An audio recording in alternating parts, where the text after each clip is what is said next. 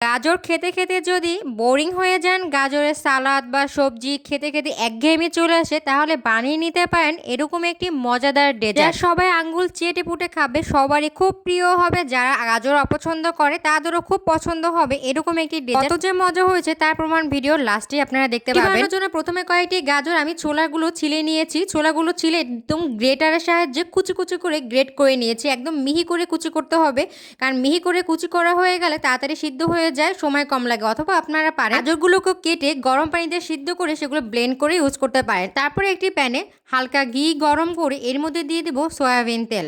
আমি এখানে তেল আর ঘি দুটো ইউজ করেছি। চাইলে আপনারা শুধু ঘি দিয়েও করতে পারেন, আবার অথবা তেল দিয়েও করতে পারেন। তেল গরম হয়ে গেলে এর মধ্যে দিয়ে দিয়েছি আস্ত গোটা গরম মশলাগুলো। এগুলোকে একটু হালকা ভেজে নিয়ে এর মধ্যে দিয়ে দেবো সেই গ্রেট করা গাজর কুচি। গাজর কুচিগুলোকে আমি যতটা সম্ভব একদম পানি ছেঁকে নিয়েছি চিপটে চিপটে। তো এখানে পানি ইউজ করা যাবে না একদমই, তাই আমি খুব ভালো করে রসগুলো চেপে নিয়েছি যাতে এর সাথে কোনো পানি না থাকে। আপনারা দেখতেই পাচ্ছেন আমি কিভাবে রসগুলো বের করে নিচ্ছি একদম চেপে চেপে। এই ডেজার্টটা আমি খেলেও আমি কখনো বানাইনি, প্রথমবারের মতো এবার বানাচ্ছি।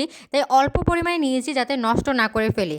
ভালো না হলে তো আমার নষ্ট হয়ে যাবে, খেতে পারবো না। তাই আমি প্রথমবার অল্প অল্প করে ট্রাই করছি, দেখে যদি ভালো হয় পরের বার আমি বেশি করে বানাবো। তার কাছ থেকে আমি শিখে নিয়েছি এটি কিভাবে বানাতে হয়, সেই প্রসেস করেই আমি বানাচ্ছি। সাথে আমি কিছু নতুন ফিউশন করেছি। গাজর কুচিগুলো এপাশ ওপাশ করে ভালো করে ভেজে নিয়ে এর মধ্যে পরিমাণ মতো চিনি দিয়ে দিব।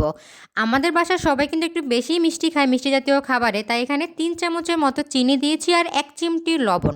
আমি যে কোনো মিষ্টি খাবারে লবণ দেই। আমার কাছে মনে হয় মিষ্টি জাতীয় খাবারে লবণ দিলে মিষ্টির স্বাদটা একটু বেশি ভালো হয়। তো গাজর কুচির সাথে মিষ্টিগুলো ভালো করে মিক্সড করে যখন দেখব যে পানি ছেড়ে গিয়েছে, তখন ঢাকনা দিয়ে ঢেকে দেব কিছুক্ষণ সিদ্ধ না হওয়া পর্যন্ত। এ পর্যায়ে চুলার আঁচ কিন্তু থাকবে একদম মিডিয়াম লোতে। 5 মিনিট পর ঢাকনাটা খুলে আবার এপাশ ওপাশ করে উল্টিয়ে নিয়ে কিছুক্ষণ রেখে দিব আবার ঢাকনা দিয়ে। এ পর্যায়ে চুলার আঁচটা কিন্তু একদমই লো হিটে রাখবো।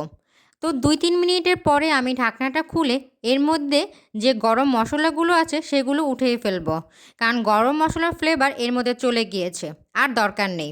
এর মধ্যে দিয়ে দেব 1 কাপের পরিমাণ মতো গুঁড়া দুধ আর বাদাম কুচি। তার কাছ থেকে ডেজার্টটি শিখেছিলাম, সে দিয়েছিল গরুর দুধ, আর আমি গরুর দুধের পরিবর্তে দিয়ে দিলাম গুঁড়া দুধ।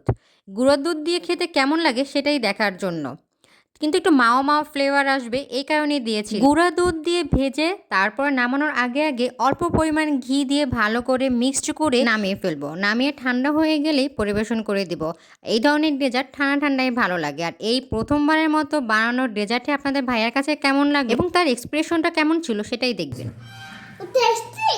খুব টেস্টি হয়েছে আম্মা। তুমি একটু নাও। কেমন হয়েছে?